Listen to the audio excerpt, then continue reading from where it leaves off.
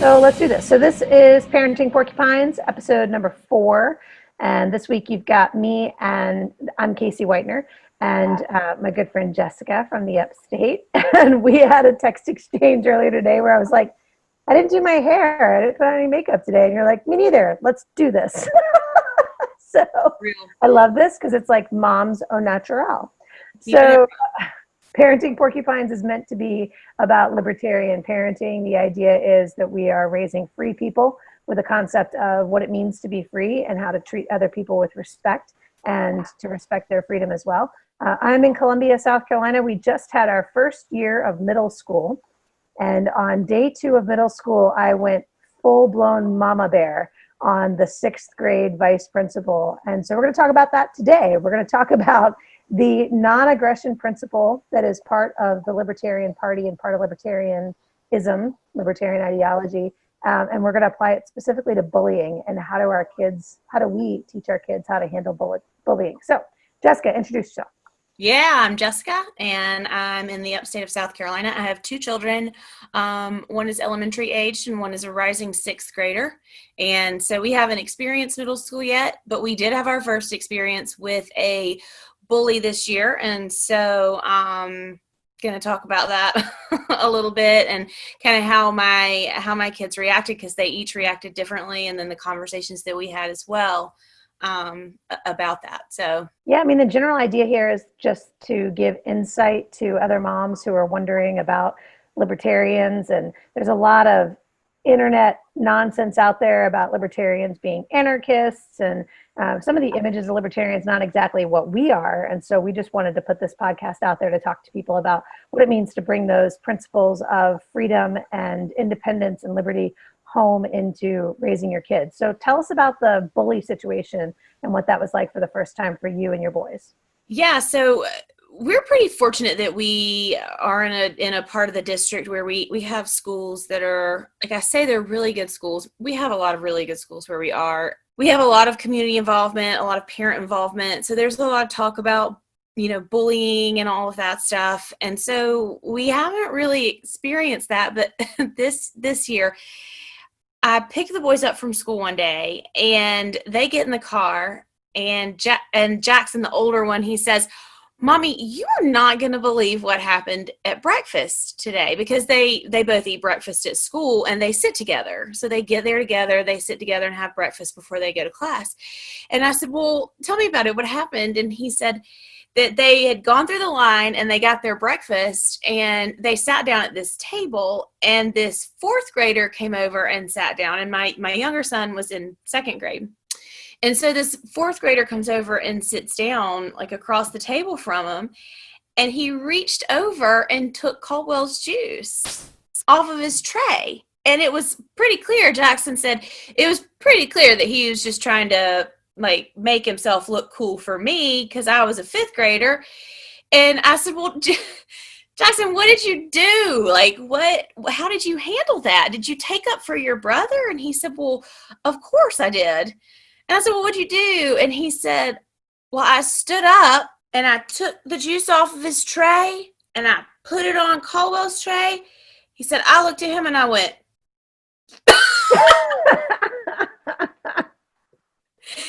and I said, Caldwell, what would you have done if your brother hadn't been there? He said, I guess I wouldn't have had any juice. Because he doesn't care. He's such a pacifist. But it was really funny that the protector role that Jackson took on, but also how he handled it, because it wasn't like, I'm just going to slug this kid, right? It was, I'm going to take up for my brother, and I'm going to let this kid know, like, that's not okay. You can't do that or whatever. And of course we had conversations stemming from that about, being a bully and what's bullying and what's standing up for yourself and that sort of thing. And we can talk more about that later, because I know you wanted to talk about Holly's experience that she had at school. Yeah, so in her elementary school, there was so much anti-bullying talk, and even in 6th grade, so much anti-bullying talk that Holly said they really don't see any bullying, because the minute somebody even seems to act like a bully, the other kids all shout, "You're bullying!" It's this sort of hyper awareness about it. And she said, "No, Mom, people people don't bully, they wouldn't dare. They would be too embarrassed to be called out for being a bully. So in the first week of school, Holly goes, and she's sixth grade, and she gets pulled aside by her vice principal, and the vice principal tells her he wants her to put her hands at her side to check the length of the skirt that she's wearing. And skirts are not supposed to go down past your middle finger tip.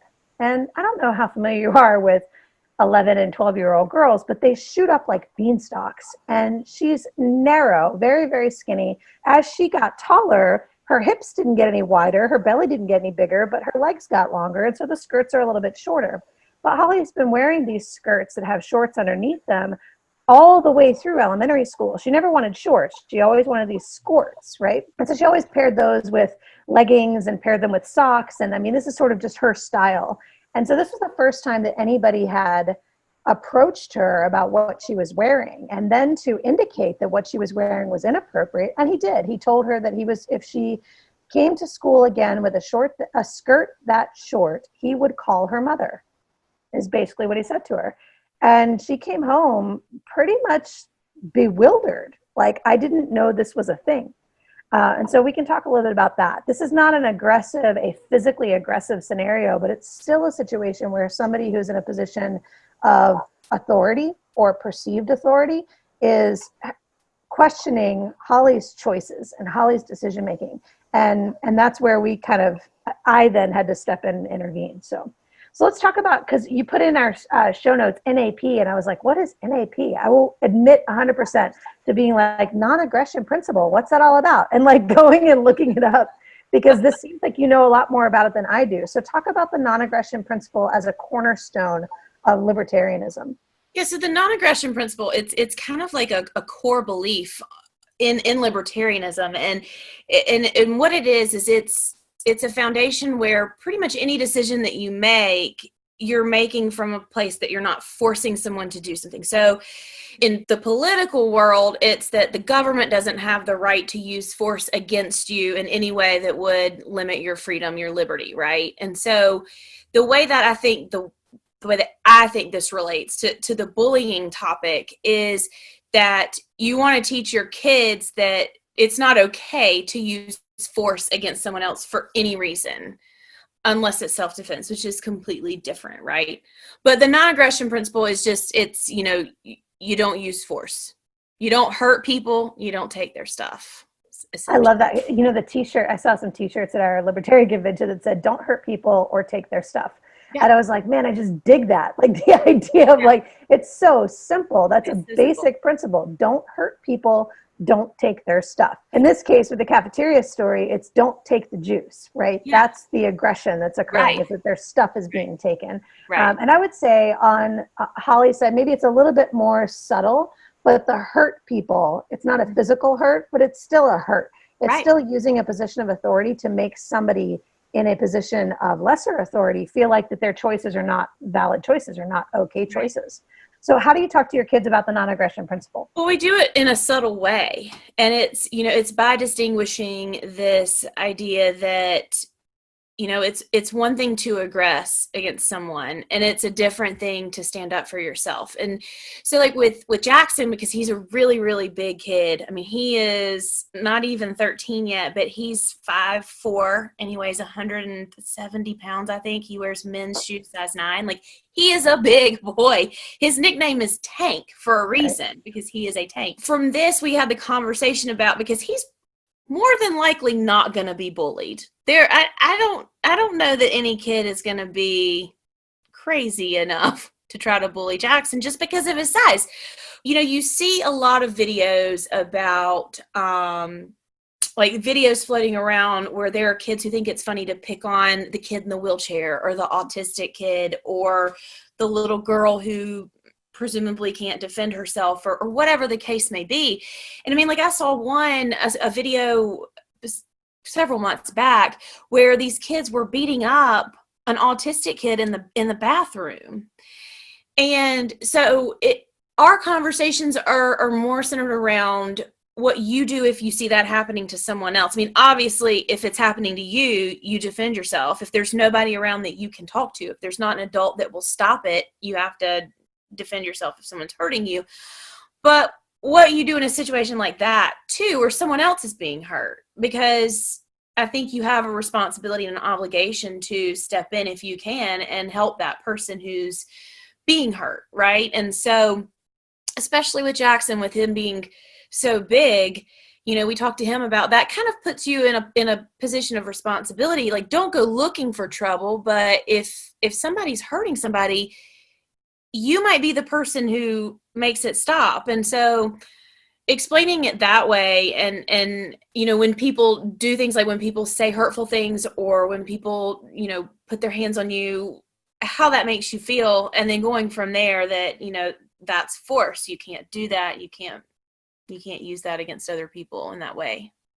So I think it's interesting you didn't have to necessarily start with Jackson as he got to be a big kid with don't push people around, because he's probably, from the time he was a little kid, before he was even bigger than his classmates, you were able to instill in him, like, we don't push people to get what we want. We ask for things, and if they're not willing to give it to us, then we try to find other resources for it. And so by the time he is outgrowing his classmates in puberty, 11 and 12 years old, it's already instilled in him that he's not going to use that physical force. So even though when his brother's juice gets taken from him, he stands up and there's a show of force, like, I could use force, but I'm not gonna, right? And then you kind of have the responsibility to go, hey, Jackson, would you have acted on that? If that kid had stood up and that kid had challenged you, would he have taken it any further?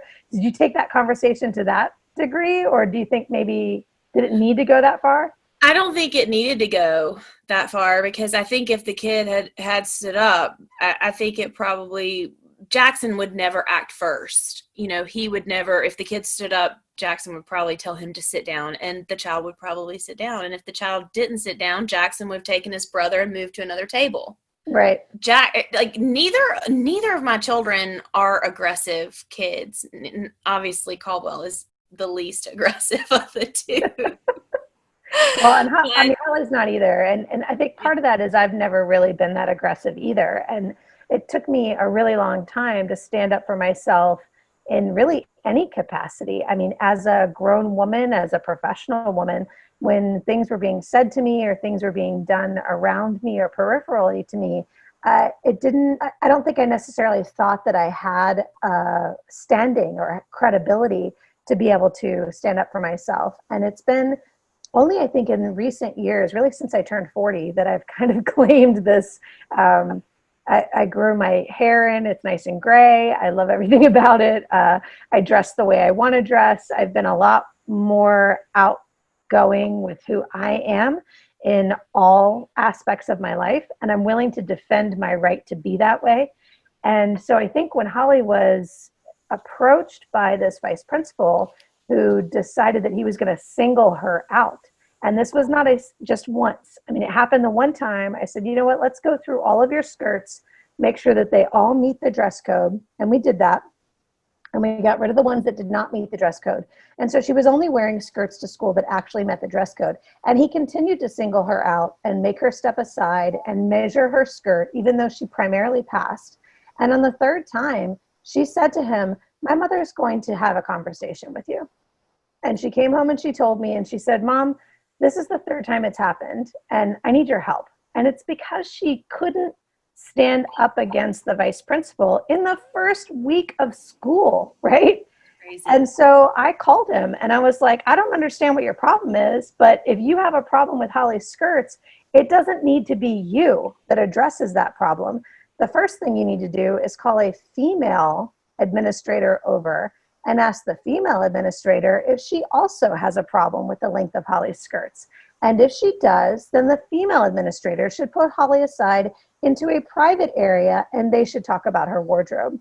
Mm-hmm. But if you, again, single my daughter out, I will go to your boss about this. We're not going to have this. You're not going to bully my daughter about the way that she dresses. And she's original. She's a little bit like me. She's a little bit of an original. And I like that about her. And I wanted to protect that for her. I wanted her to feel confident to wear what she wants to wear. I understand dress code guidelines. I get the reason they're in place.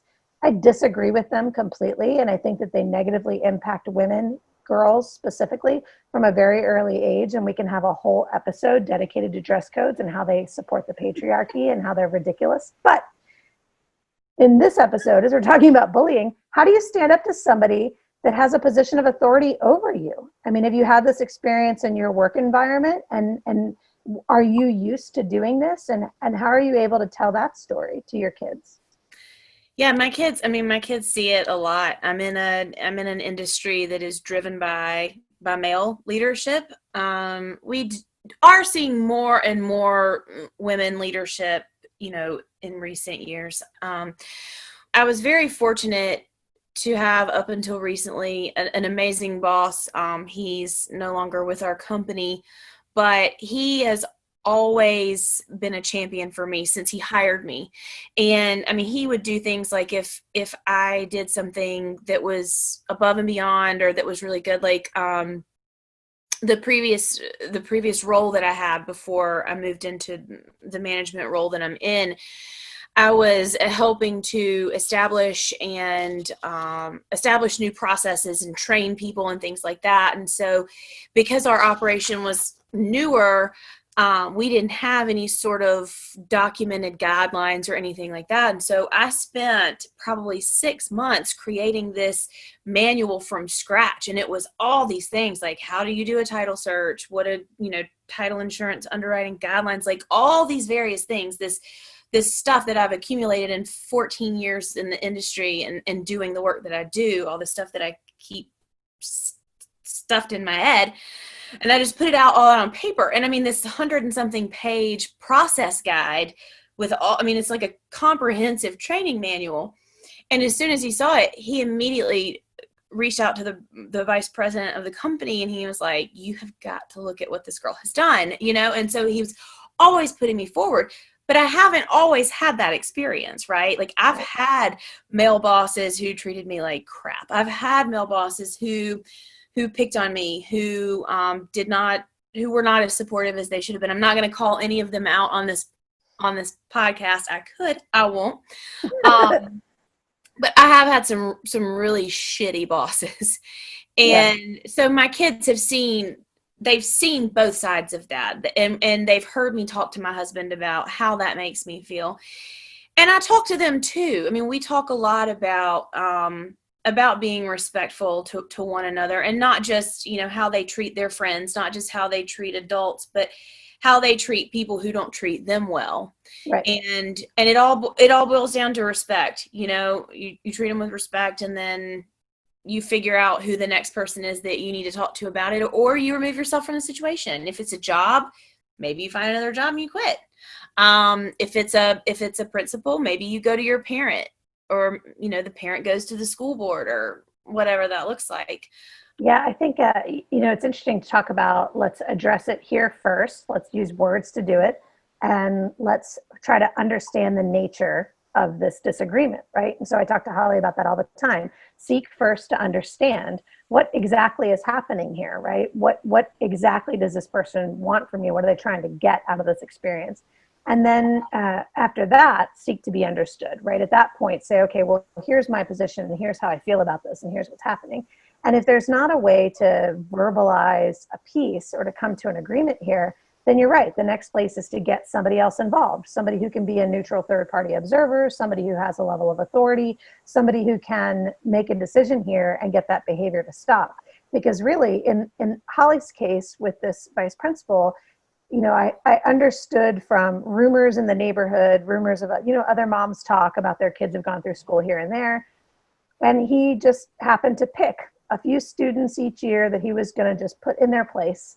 And Holly came walking in with her, socks up to her knees and spunky and looking like she just had all the confidence in the world. And it took him no time to reduce my extraordinarily confident, eccentric 11-year-old who loves Broadway musicals and just thought, I've got the world on a string, into a cowering, hiding mess of an 11-year-old. And it's just that fast. It happens that fast that people that have either a position of authority or a position of perceived authority and have the right vocabulary can reduce people to nothing.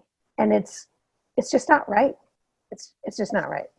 Well, and people say, sticks and stones can break my bones, but words will never hurt me. And that's not true. That's absolutely not true. And anybody who has ever been a victim of verbal abuse and emotional abuse will tell you. I mean, it is not true. Words do hurt. And especially when they're coming from people, like you said, in positions of power. I mean, if she can't trust her vice principal to be in her corner, who can she trust? Yeah. I mean, that's a big deal. And it's a tough age. I mean, and too, with Jackson going into 6th grade, being in middle school, they're so overwhelmed by insecurities anyway. And it's so hard to help them understand that things they're interested in don't make them weird or different. And middle school kids are mean. God almighty, they're mean. They're just mean as hell to each other. So if on top of that, you've got this adult figure that's also trying to build some kind of, straight lines that kids are supposed to walk inside. I mean, So, all that to say, we're going to virtual school in the fall. I didn't get the right choice. So we're gonna do the normal, whatever normal is anymore, right? Right. But my kids will go, and they're on this weird schedule where they have like AB days, I think, and so. But they're on separate days. They're both Tuesday and Thursday if they go 2 days a week. But then one of them goes on Tuesday, one of them goes on Thursday if it's only one day, which depends on the spread and probably what's the cycle of the moon and I don't know. And what the donors are asking for. So, what's interesting about that is I'm wondering, as we move into the fall and there are smaller group settings, if this bullying thing is going to take on a different kind of position, right? So usually bullies are supported by the few people that want to be bullies but don't have the courage to be bullies, and they're aided by the people who don't have the courage to stand up against them, right? And that requires quite a few people in the circle. So I'm wondering if we get into smaller groups, if we don't see those dynamics shift just a little bit. But people are going to fight for power. That's just how human beings are. They're going to fight for power. And so when we think of a non-aggression principle, and how do libertarians, or how do we as moms approach this concept of non-aggression, when we think of helping our kids walk through and talk through compromise and compassion. And you mentioned the golden rule, right? This idea that you treat other people the way you want to be treated. I once heard somebody say it's actually the platinum rule, where you treat other people the way they want to be treated. So understanding what it is they want their experience to be, and then doing the best you can to help meet that experience. I'm a little wary of that because I think some of that's like entitlement, and now I'm subservient to others all the time. Well, I can't be responsible. I can't be responsible for someone else's feelings. And helping them have the right experience, right? Like they have to kind of work there. But I do recognize that if I were to treat people how I want to be treated, I'm assuming everybody has my same perspective. But that may not be the case. Whereas if I can put myself in a position of trying to understand how they want to be treated and then doing my best to accommodate that, then I'm in that seek first to understand and then to be understood. And I get that as a little bit closer to that non-aggression principle, that idea that we can just don't hurt people or take their stuff. It's really simple. Really. It's pretty easy. It's the easiest thing you'll ever teach your kid. Don't hurt people. Don't take their stuff. 3. And taxation is theft. All right, there's also that, which will be on the test later if you're waiting for that. This has been Parenting Porcupines. Jessica and Kasie here with you. In our next episodes, we may be joined by Melissa and Alex. You might have seen them in our episode on racism and colorblind parenting. If you haven't yet watched all of the Parenting Porcupine episodes, what are you waiting for? This is just number 4. I mean, you don't have that much to catch up on. They're all less than 30 minutes each. Thanks for being here, Jessica. We'll do the next one here pretty soon. It's good to see you as always. Bye. Bye.